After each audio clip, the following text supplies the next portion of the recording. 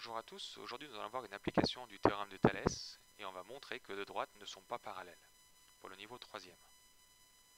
Donc je rappelle un petit peu ce que c'était que le théorème de Thalès. Donc on a les trois configurations et on dit que si on a deux droites BM et CN qui sont séquentes en A, donc comme indiqué sur les schémas suivants, et si BC et MN sont parallèles, alors on a une égalité de quotient.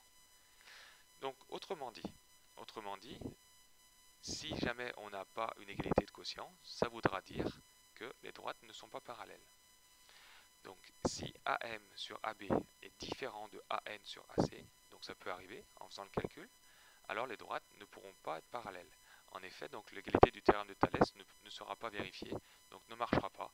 Donc on ne pourra pas en déduire que les droites sont parallèles. Donc on va faire un exemple pour voir comment ça marche.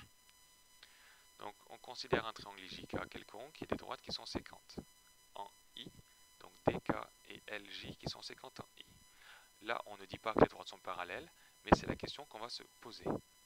On va démontrer que les droites DL et JK, on va démontrer qu'elles ne sont pas parallèles.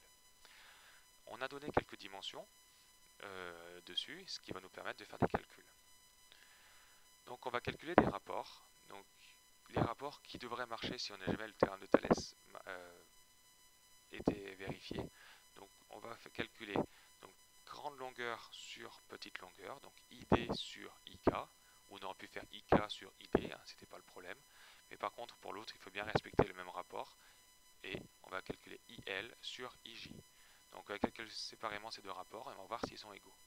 Donc c'est pour ça que, comme pour la réciproque du théorème de Pythagore, on calcule séparément, donc on peut tracer un petit trait.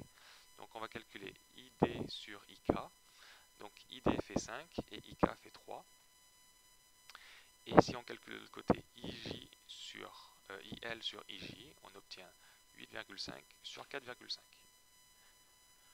Alors, pour savoir si ces rapports sont égaux, donc il y a plusieurs façons de faire.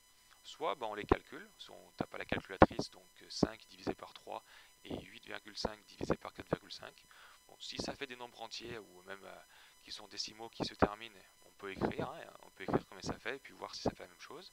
Bon, ici, ça fait des nombres qui ne se terminent pas, donc c'est un peu compliqué à faire. Après, sur cette calculatrice, en tapant 5 tiers, des fois ça donne une autre valeur.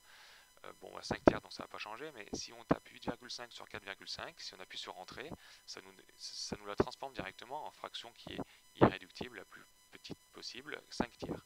Donc si ça vous le fait, tant mieux, vous pouvez écrire c'est égal à 5 tiers ou pas. Voilà. Mais si ça ne fait pas 5 tiers, il faut réussir à démontrer que c'est quand même pas des fractions qui sont égales. Donc ici, sinon, il y a une méthode qui marche tout le temps, ce qui s'appelle le produit en croix.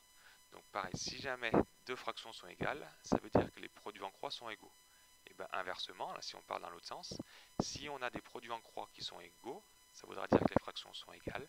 Si on a des produits en croix qui ne sont pas égaux, alors les fractions ne seront pas égales. Donc ce que je vais calculer, donc je vais faire un produit en croix, je vais multiplier 5 fois 4,5 qui fait 22,5 et je vais calculer l'autre produit en croix d'un autre côté, 3 fois 8,5 qui fait 25,5. On obtient des résultats qui ne sont pas du tout égaux, ça voudra dire que les fractions ne sont pas égales. On pourra donc dire que ID sur IK n'est pas égal à IL sur IJ. L'égalité donc du théorème de Thalès n'est pas vérifiée, on n'a pas d'égalité, donc on pourra dire avec affirmation que les droites ne seront pas parallèles.